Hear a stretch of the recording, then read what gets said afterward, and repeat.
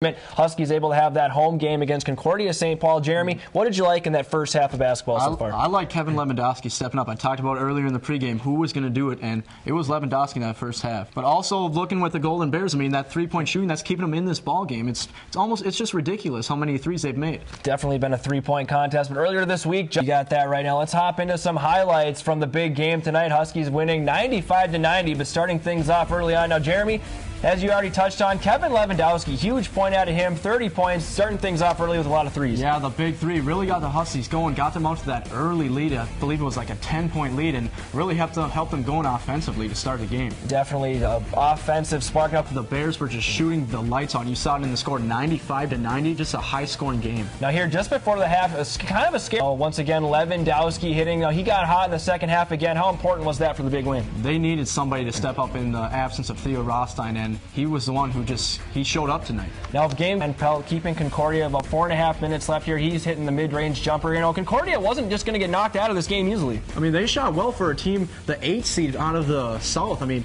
nobody probably expected them to shoot like that.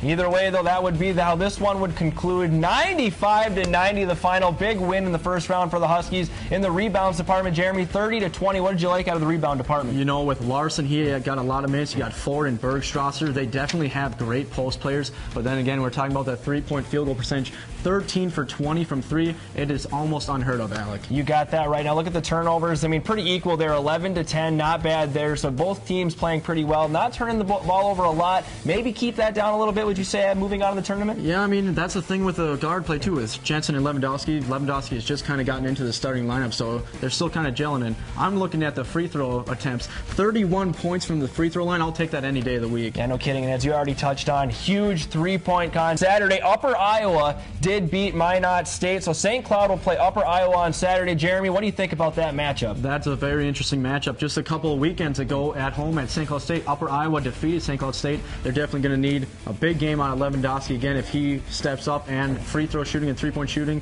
That's definitely going to be an X factor in that game. You got that right. 1 seed playing the 4 seeds. St. Cloud Apollo hockey is having a good season, but the big story is Apollo's Mr. Hockey finalist, Jared Christian. I caught up with him at the MAC yesterday. I'm Jared. I play left wing at Apollo High School, and I'm a senior. Hockey's been in my life for quite some time. You know, I only got a few offers, and you know, I'm just looking to go hockey, and whether it's the NA or playing college hockey, I just enjoy the sport and want to keep playing. Pete really is helping us become better men on and off the ice, and he's really taught me a lot over these past few years.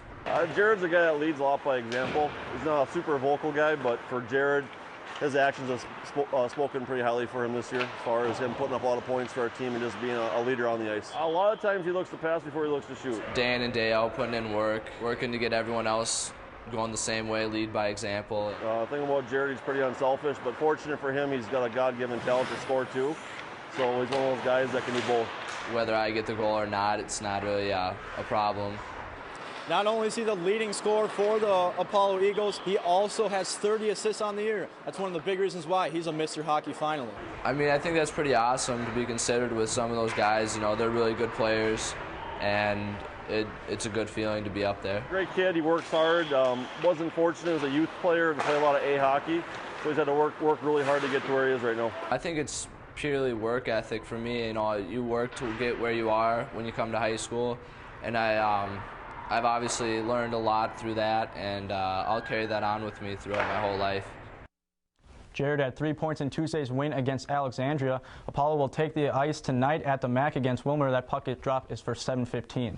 You know, I looked on Twitter the other day, and they're really pushing for him to get that Mr. Hockey. Yeah, you know, I hope he does. The Dutchmen have climbed to #1 in Class 2A thanks to a dynamic duo.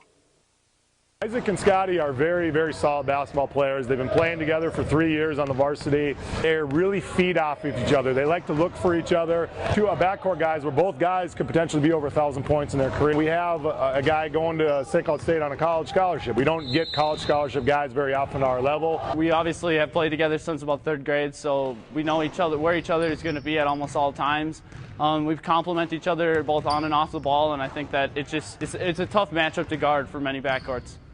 Well, Scott, he's a great player. I mean, I've never really played with anybody that can shoot as good as he can. It's good for my game too, because I can shoot the 3-ball too, but I really like getting in the lane and making stuff happen. Melrose has a tradition of good basketball programs, but last season they lost in the subsection semis at St. John's after finishing the regular season 20-9. This year's team is determined to make it farther than that. They want to make it down to the state tournament in the Target Center and hopefully bring home some hardware. I think one thing that's different about this team is we're so senior dominant. We start 5 seniors, we have 6 of our top 7 are seniors. The guys really know their roles and like their roles. A lot more senior leadership on this team. Scotty and I are back this year, a lot different. It's nice having a lot of seniors on a team with a lot of leadership. Experience is great. We all have a bunch of classes together, so it's really good to have just everyone together, and the chemistry is awesome. It's been a fun year.